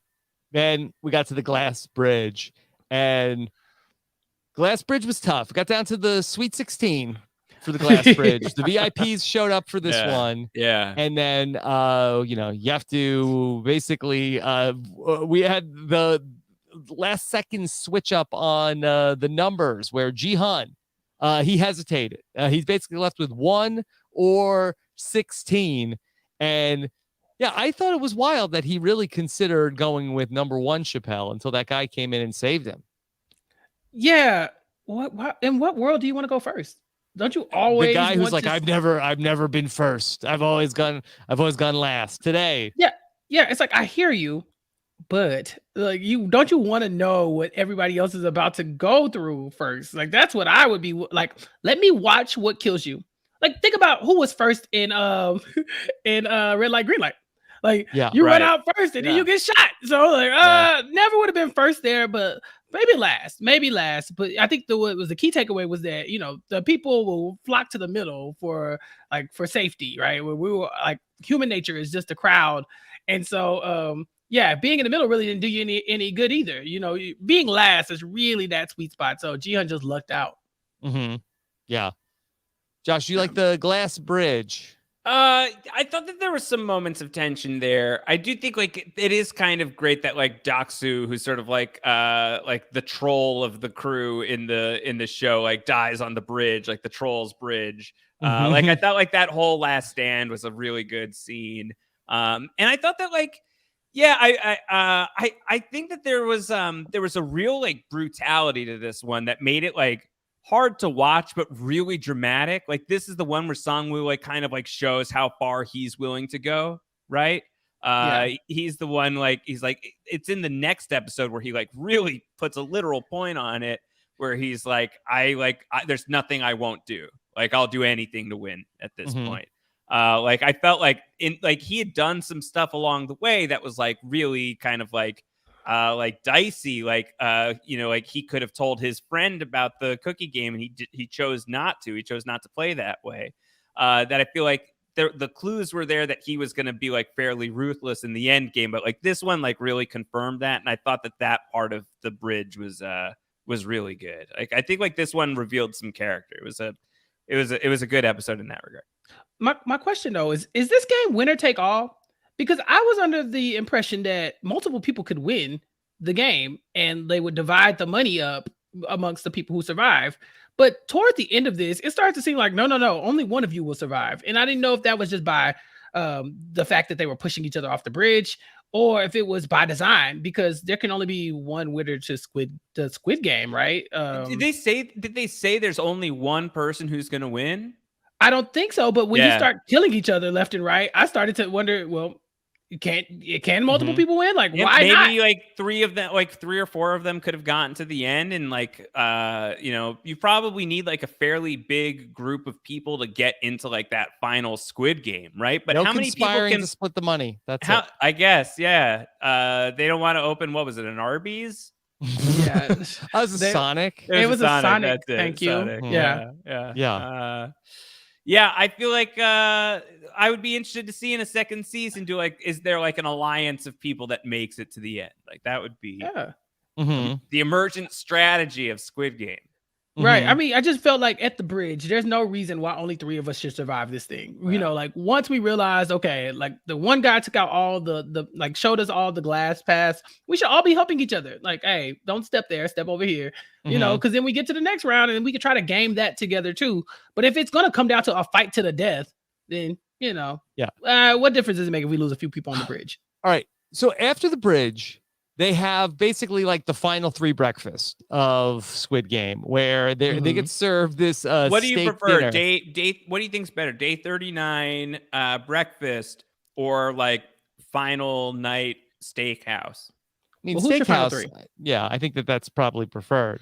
Yeah, I mean, steakhouse if it's not Outback. No, all right, but they give them all the knives here, and my question is. Was this basically like a game? Does Squid Game want somebody to get killed at the dinner? I wonder if they just have vetted these people well enough to where they know these are the type of people who will do something like this. You know, like you have the correct strategy of getting the type of people who are that self-interested into the room together. Then know it's like, think about the brawl, right? Like, right. Yeah. Is it built into the game that they're going to fight? No, but with this group of people, probably, so I think maybe that's what they were getting at. Because if you have your alliance, then why would you kill each other? So Sang-woo kills Se-byak here.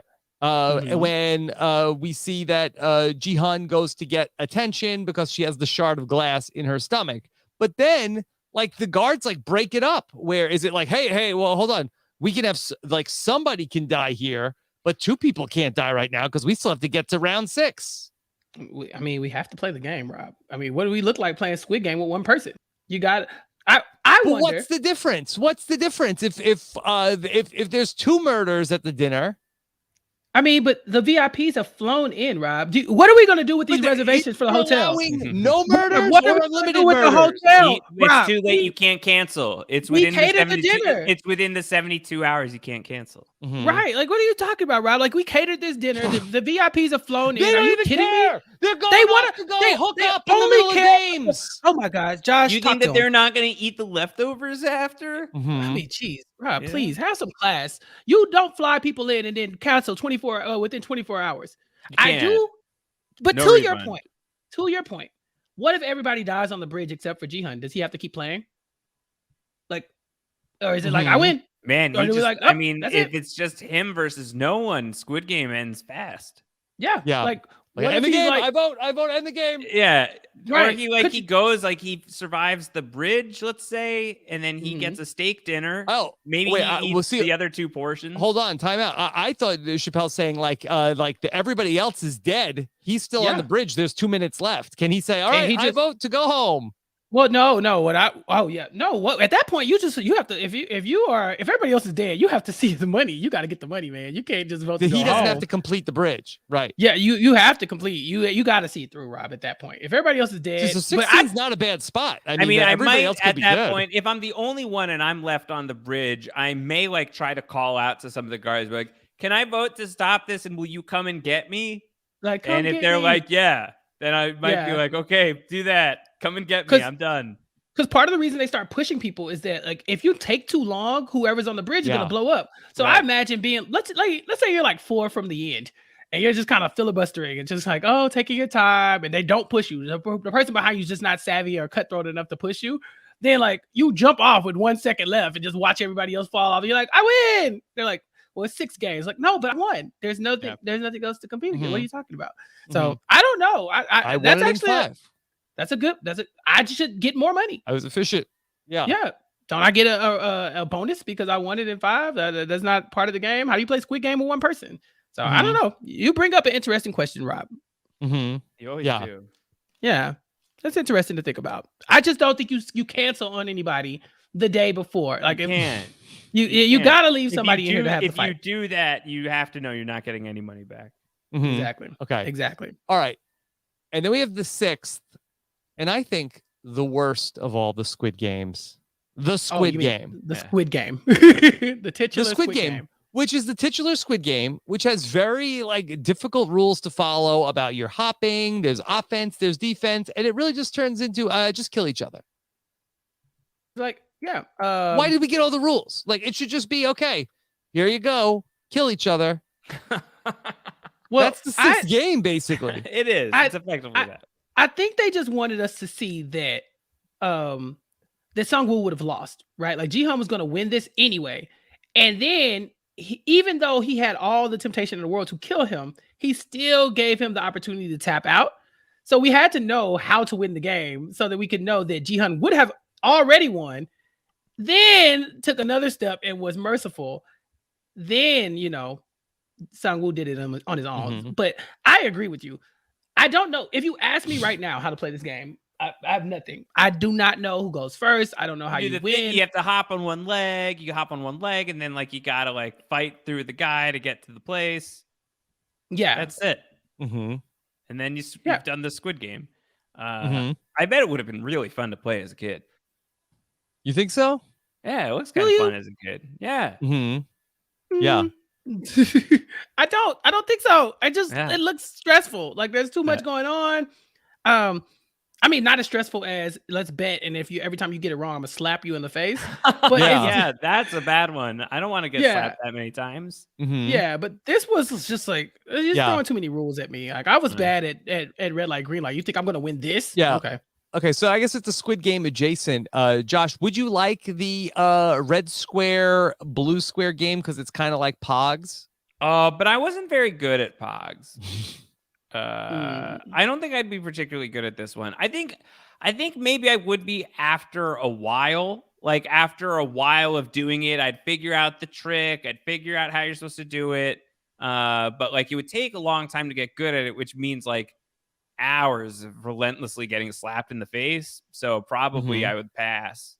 Is this a thing you can know a trick to? Like I was trying to figure out, was it weighted? Why can't he win this game? Because you would just think off of just probability, it would have happened sometime. Yeah, and he only got it once. He's like beating him so badly, this other guy. So like, but the other guy's got to be like a pro. He does it all day long. Yeah, exactly. Like there's a way. The flick of the wrist. Yeah, there's a way. There's a way. Yeah, I was just like, like we both grown here. I just feel like there can't be something I would have had to stop. Like what y'all do, what you doing that I'm not doing? Let's switch. Like I'd have to see, like make sure you like. Is this like weighted?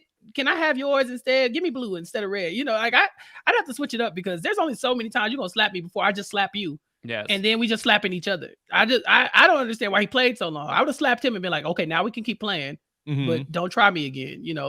let them know you ain't to be trifled with. But Jihan came back from it somehow. But He even when he won, he just wanted to slap him. He forgot about the money. Mm-hmm. Like, so, you can slap me enough. I'm just gonna beat your ass. It's human nature. nature. I'd like to talk a little bit about Jihan after he wins the game, because then we have like the flash forward to a year after the Squid Game. Jihan has not spent any of the money, and what has he been doing the whole year? Just thinking about Squid Game? Yeah, I mean, he watched roughly 300 people die in the last week of his life, and then he got a bunch of money, so he probably was just sitting around like, is this blood money? Do I spend this money? What do I buy? What do you do? And then every time you spend this money, do you think about like, the people you saw fall to their death, or your childhood friend stabbing himself in the neck? I think he was just traumatized. I don't know if I would have been. Yeah, I'm pretty sure I would have spent the money. I mean, he never went to go see his daughter in the year. Okay, yeah. Horrible Father of the Year award goes. Not a great dad, Jihan. Can we say that? Can we say that? Good friend, great friend. He decent son. Didn't quite understand the assignment. He just missed the mark on that one, because the assignment was never to go take down the organization that has you, in a blender. The assignment was so that you can get out of debt, and so that you could be a father for your child who now lives in America. It's like, well, how am I going to do that? She's in America. Well, now you have $456 million. Why don't you go figure it out? No, I mean, 456 million won, which I think it's like $38 million. Yeah, it was a lot of money. A lot of money. I thought he was in the billions. I might be wrong, but it was a lot of money. It might be billions of won. But I think that I did see that it's like $38 million. So definitely like a huge amount of money. But like when you like think about it, sort of like a middle tier, middle linebacker in the NFL money. Like it's not like that he is like one of the richest people in the world now. I mean, it did feel like it though. It felt like it. It's like, oh, he has like all the world's money now. Yeah, he's got all the money. And it turns out he's like, no, he's got a lot of money. Mm-hmm. I think because we spend so much time with his daughter and the stepdad and the mom, in the second and probably third episode, I really wish we had got more payoff for that. Maybe show him building like setting up a trust or something for her, or sending her, his wife a bunch of money and saying like, take care of her while I run off to go do this, heroic thing. But for him to just be like, no, I'm actually here for revenge, and that's it. Yeah, I was thinking, oh, okay, where did that come from? Josh, I thought we were gonna get like sort of like a Fight Club ending. Like I thought like he was gonna go and like take the money and like pay off the debt of a bunch of different people, like and get like a bunch of people out of the debt so they don't have to go down to the Squid Game. Yeah, well, how much he didn't give all of his money away at the end of it, right? Like he obviously like gave a lot away, but no way he gave it all. So like I feel like there's like versions of this show moving forward that look a lot like that like he now puts all like this money that he got from the Squid Game that he's now willing to like go near to use combating the Squid Game. Does he take down the predatory lenders? But I still feel like that their organization, I feel like that debt is still all on the books. Even if he like murdered like all of like the heads of the company. Yeah. And I want to know why this guy thinks he's equipped to do this. Sure, he knows about it, but what makes you think you have the technique or the steady hands to pull off a procedure what was his day job? Job? Not the way he was living. I don't think so. Yeah. And I don't think this man, aside from the actual Squid Game, I don't know him to be very good. He wasn't even that good at any of the Squid Game. Like, what was his one Squid Game? Squid Game, actual Squid Game. Yeah, yeah. Game number 6 is his bag. Yeah, I mean, he actually like what was like it wasn't like that. Oh my god, like he was like such an amazing athlete, and he should hire a team. He needs to hire a team. We do. Like, I don't think this is like it shouldn't be a solo sport. Yeah, he needs the police officer. He's got to find him. He's got to find him because this is ridiculous. Like he dyes his hair red and he's like, I'm on a mission. Sir, you almost died in red light, green light. You cannot save anybody. Yeah. Chappell, what do you think of Jihan's glow up at the end of the series? I mean, a baddie. I mean, the red hair. Okay. Yeah. But the red hair is the only sign I got that he was going back to avenge for revenge against the Squid Game. I thought he was like, oh, well, let me go join the organization like my dad. Yeah. That was my first instinct. I didn't even think he was going back. And then someone said, oh, the red hair is because of the vengeance that he's gonna. I was like, oh, okay. But prediction cool. by the end of season 2, he's got bright green hair. So it's red light, green light. Oh, the password. Red light, green light, highlight. Yeah. Yeah. I love that. But Josh, if you were about to, and you've watched so many seasons of 24, you've seen Jack Bauer infiltrate all sorts of different organizations. Is dyeing your hair bright red the right move to do right before you go and infiltrate the enemy organization? Like, don't you want to be a little bit more incognito? Sometimes you want them to see you coming. Or, what is the example of you wanting to see somebody needing to see you coming if you're about to go kill them? I don't want to spoil season 8 of 24, but I think you're good. There is one scene where Jack Bauer like goes on a tear and he looks like Tony Stark in the first Iron Man movie coming out of the cave, and like everyone's like, oh my god, that's Jack Bauer, and he's like making no attempt at being stealthy. He looks like the Tin Man. And he just goes in. He like wants to be seen. He wants to instill fear in the hearts of the people he's coming after. I think like that's what's going to happen here with the big flaming red hair. It's like, oh no, he's back. It's like him, the guy who won. Yeah, the champion. He couldn't even beat us in Pog. Yeah, he couldn't even win Pog. And we have guns. This man is not a threat. That's my issue. That's my issue, though. People talking about a season 2. I'm just like, this man is not a threat to anyone. I don't know what he like in the last year, if he's been taking some classes, maybe he's like taking some like karate or assassin classes or something. But what do you think? He's not a threat. People take it to the end. A solid year to stew on all of that. I think that's gonna make you a pretty scary person. Yeah, unless they say play red light, green light again, and then he dies in the first episode. Like, he almost died in the first episode. This is not the person who's going to avenge anyone. I don't see it for him. But okay. You want me to believe this, and that's fine. Josh, one of the things I wanted to ask you about was there is some discourse out there right now about how like the two most popular shows that we have sort of like that people are talking about right now are Squid Game and Ted Lasso. And those two shows, of course, Josh, you cover Ted Lasso on post-show recaps with Antonio Mazzaro. Yeah, and we just turned in our finale coverage if you're looking. Yeah, tonally, these are two shows that are very much like diametrically opposed in terms of the vibe between Ted Lasso. I don't want to spoil the season 2 finale, but there is a pretty lethal game of red light, green light. Okay. But I do feel like that, that Ted Lasso is a show mostly about like hope and optimism. This is a very pessimistic show, a show nihilistic. Is that fair to say? Yeah.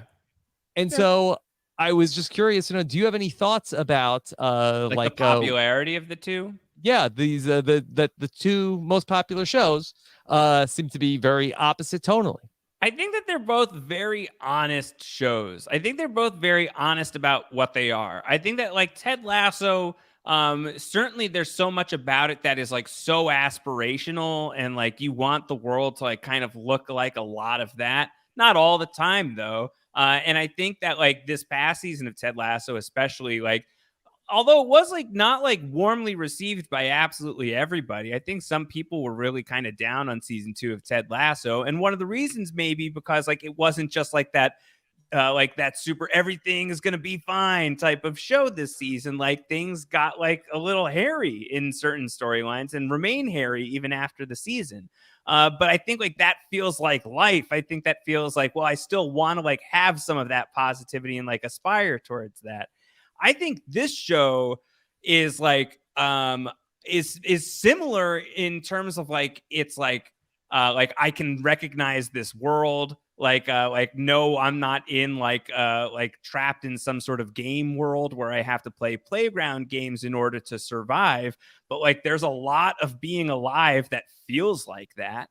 And so like I think that the show, I think Squid Game and Ted Lasso both like seize on like feelings that like either you aspire to or you feel really deeply in ways that are just like very connecting with an audience that like, especially over the last couple of years, has like really started to lean in more. So I think like these are both shows that like maybe are like totally different genres, but they both like really reward you like looking at it really, really, really closely. And I think part of that is because like part of the appeal of that is because it's just very entertaining. We're all looking for stuff to entertain us still, like something new. Where's that next hit?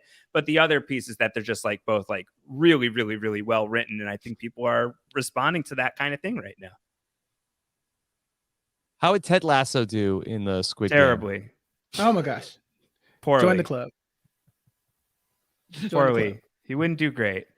I think Roy Kent would do okay. Yeah. I think Roy Kent probably you have to think is sort of like your early favorite, but probably like goes on the bridge. Mm-hmm. I don't think Roy Kent makes it past the bridge. Mm-hmm. I don't know London who Bridge. does the best of the Ted Lasso characters in the Squid Games is a good question. Coach Beard? Beard would make it pretty far. Mm-hmm. Yeah. I don't want to get too deep into it for fear of spoilers. No problem. I've got my eye on a few of them for sure. Chappell, anything else from the Squid Game you want to make sure we highlight here? No, I think we covered a lot of it. I mean, we really glossed over a lot of the social commentary of it all, with the capitalism being evil, but it kind of beats you over the head with that. Like, you get it, you very much get it. But, you know, there's a debt crisis in Korea that, you know, the conversation is going to be started about just because of the show. People are going to be aware of the things like that. And so that's fun to discuss in ways that like in the past, you don't have like the platform to just be like, oh yeah, hear about the debt crisis in Korea. You know, like now this kind of Netflix is bringing this to the it's like a forefront. spotlight. Yeah. And so now people can talk about that, and also just kind of shine a light on people in horrible situations, doing horrible things to get themselves out of horrible situations, and just, you know, the problem that money and owing money and needing money can just put you in. So yeah, the show is a tad preachy in that way, because you do get it. They make sure in episode 2 that you realize like these people need money, but by the end you're like, no, they really needed money. Like they were willing to do whatever it took. And so yeah, that's the dark part of, if there is a darker part of the Squid Game, right? Like that's the darkest part, right? The real villain is capitalism. You get it. It's there. So I don't really feel like we have to discuss it a lot, but we'd be, you know, like irresponsible to not at least say the words. Yeah. Josh, how about for you? Yeah. Anything Squid Game that you feel like we didn't get to hit? No, I think Chappell is right on the money with, I think, a lot of like what the show brings to the forefront, and just a lot of like the challenging thoughts it wrestles with that I think come equipped with like this you know, this really, really bingeable show. And like I think that's the thing is like, Chappell, you said it, you watched this in a day. You did like a single like you took this down in a day, and I'm sure that's a very common story among people who watched this. Thanks. Yeah, it's really hard to put down. And I think that like when that comes paired with something that's like about really important topics, like put together in like a really like cinematically appealing way. Like the colors on this show are great. Like the green uniform, the bright pink uniform, like sort of like the childlike aesthetic of like the playground type settings and everything. Like it's a show that you really love to watch.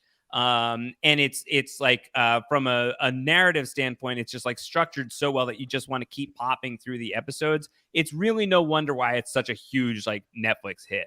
Like, I think like it's got everything that you would want in terms of like content for something that would be like a huge hit on Netflix, but it's also just like it's done in such a way that like I think like you see that show, you start watching it, like you really won't want to put it down. Yeah, it was really good. It was really, really great. I was very happy to have watched it. Yeah. Goes by really fast. It's 9 episodes. That 8th episode is a short one, so it's a manageable length, and so really enjoyed the Squid Game. Really happy that I got a chance to watch it this week. All right, Chappell, we have not figured out the mechanism yet to determine what will come next on Nothing But Netflix. Yeah, I always struggle with this because the question is, do we tackle something that's been on Netflix for a very long time, that is just a Netflix original? Do we tackle something that has been on Netflix for a very long time that's just a really good show that we haven't talked about in a while, right? Or do we just tackle the new shows as they come out? The most trending show, the top 5 shows. Like, how do we narrow this down? I still don't know. Do we give our guests input at all? Like, what are we doing? Well, I think we really are exploring that right now. I do think I would love to hear from the listeners what we are going to watch next. I don't, unless that we are inspired here in the next couple of minutes. Like I sort of like would like to sort of like see as the week is going on, like what are people talking about during the week? I think that that's the move, at least to start. Like, I think maybe you're going to find like a rhythm of like what makes sense to like sort of like chart out in advance. But I think one of the reasons why a podcast like this one is like not just like a really fun idea, but a super useful one is because you never know when the next Squid Game is going to come along. Like Squid Game is still We got hot. blindsided. Squid Game is still hot, and it came out like almost a month ago. You know, like you don't know, like a show may come out that like takes like. But who knew it was coming? Also, exactly. So like I think Netflix puts out so much content. Like that's the end of the sentence if I want it to be. Like, but they put out so much content that like you're never gonna know which one is gonna be like a total dud that no one even hears about, like ever. Like you have no idea that this was a new show that just came onto Netflix because you didn't know it existed and you had no way of finding it. And then you never know what is just like something that has not even been like given like that Stranger Things hype. Like there's no press around it. It just shows up, and then you're like, oh.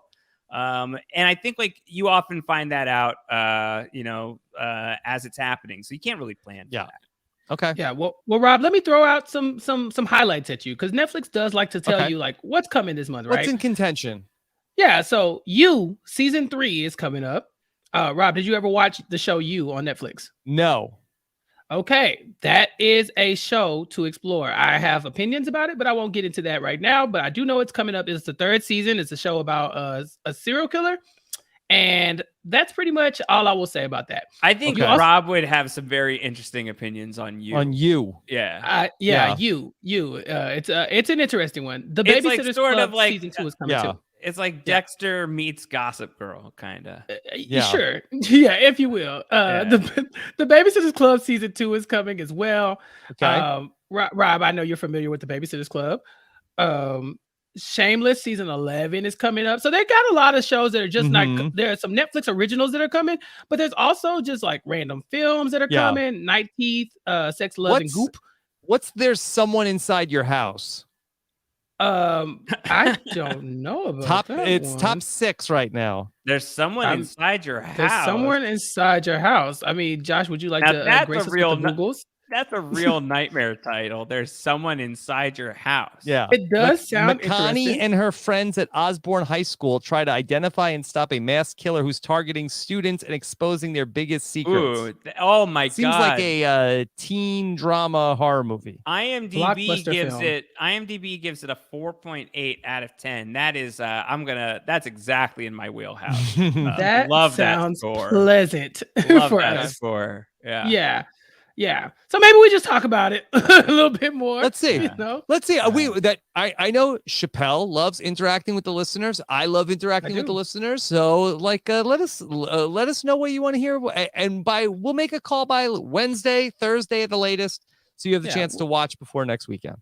We'll let you know, and if you don't, we'll do Are You Afraid of the Dark season 1? How about that? Okay. Is that on Netflix? Apparently, that's what I heard. God. Yeah. Okay. All right, Josh Wigler. What a treat it was to get to talk about Squid Game with you. Oh, thank you both for having me on the 2nd episode of Nothing But Netflix. Yes. Josh, pop it off right. Of course, great to get to talk about this franchise with you here today, of course, but you're talking about so many other great franchises and pieces of media over on Post-Show Recaps. Yes, Post-Show Recaps is having a lot going on at this moment in time. Ted Lasso has ended. We still have some podcast coverage of that. The finale should have either dropped or is dropping very soon, depending on when you're listening to this. The podcast, that is, with Antonio and I thought we had a really fun conversation about it. The other big show that I'm a part of right now that's launching and has kind of already launched is our Succession coverage. Yes. For season 3 of Succession, October 17th. I'm trying to catch up.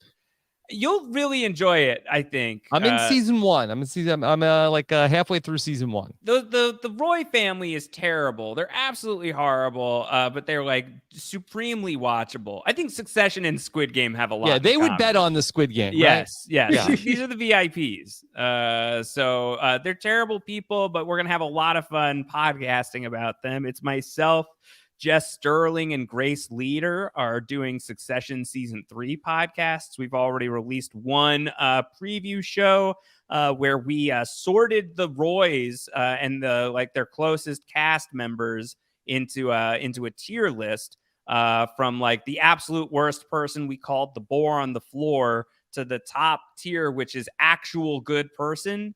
And I'll just spoil the podcast and tell you that no one made it into that top tier. Person. No actual good people in the cast of Succession. We have a second preview that's going to hit that is basically a survivor simulation of Succession, except very classically done in the Survivor Riverlands mold. No Brant Steele. This was a Survivor season with the main Succession characters that we started at the merge and talked through how it would go. So really, really fun. I think that podcast should be up right around now by the time you're listening to this as well. And then next week, the show comes back. So we're going to be podcasting about it every week. So that's just one of the 5,000 things we've got going on Post Show. Chappell is stuck in the Walking Dead death spiral. That's going great, right? It's going great. It's lovely. One day it will end. And it'll end, but then it'll start again. Well, you have a vote. If at any point the majority of people on the podcast panel want to stop the show, you can all go home. Oh man, I hope everyone knows that they can turn back whenever they want. You know? Josh and Rob have both pretty much left us hanging. We both voted to get out. Josh comes back. I drift in every once in a while, but by and large, I want to come on to this next one because I don't want to walk away from the Walking Dead world beyond Chappell until we see our guy. We gotta see our guy. I'm waiting to see Elton, and then if I see Elton, and depending on where he's at, that's going to help determine do I feel safe? Can I take a week off, or am I going to have to do I have to keep checking in on him? But Chappell, at least, with Jess Lees and AJ Mask killing it on Walking Dead coverage over at Post Show. So more people should be listening to that, not having to watch the show. You don't have to watch the show. Just come listen to us talk about it. Yeah. So all that and more at Post Show Recaps. Check it out. All the things that we've got going on. It's good stuff. All right. And then Chappell, what's coming up for you? Well, aside from the Walking Dead, Fear the Walking Dead, The World Beyond on Post Show Recaps, speaking of Netflix series, Sasha Joseph and I are still talking about Never Have I Ever. We're on season 2 now. So we're 10 more episodes to go. Talk about my favorite Netflix series, Never Have I Ever. And we talk about that on Silent Podcast. So if you don't already follow Silent Podcast, go check that out. And, give us some comments and some likes and all that good stuff for me and Sasha so we can talk about it on the show. But it's basically just me and Sasha complaining about the way we were brought up, talking about our families, all our traumatic moments, and then also talking about the show in the meantime. So it's a good time. But other than that, Rob, I don't think I have anything else out there. It's really hard to know sometimes. I have some things in the near future coming up on Post Show Recaps that I'm not going to talk about yet, but one day we will reveal that as well. Probably pretty soon. Pretty soon. I think it'll come out pretty soon, but we'll talk really about that soon. later. Yeah, very soon. But until then, just hanging out with you, Rob. Okay. All right. looking forward to hearing what everybody has to say about what we should cover next week and the weeks beyond. Josh, it's only about 2 weeks until the return of the Wand-Off for October. Which, I mean, I'm still kind of mad at you about, because like we let it come. We were gonna like announce it in like a really big way, and then you forgot to edit it out. That was so embarrassing. Very embarrassing. Yeah. I was like, these dummies. Listen to these dummies. They don't know anything. They're so stupid. Why are you stupid faces? Return of the Wand-Off once a month, end of the month. So 3 Wand-Offs for Survivor 41. Get hyped. It's gonna be fun. It's gonna be great. A couple of changes will be in effect. I'm already in contact with Top 5 Human Randy Newpel. We're trying to like put together a way of spreading the word that the Wand-Off is back and what it is exactly you need to do. So stay tuned, I would say, to your Rob Has a Podcast social media channels. I will, of course, tweet stuff at Ryan Howard as well. But we're figuring it out, and we're really psyched about it. It's gonna be super fun. To be confused with the Squid Game song parody contest, the 456 billion Wand-Off. Yes. That is not. Just so there's no confusion. We're not doing that. Okay. Stop right there. We're not doing that.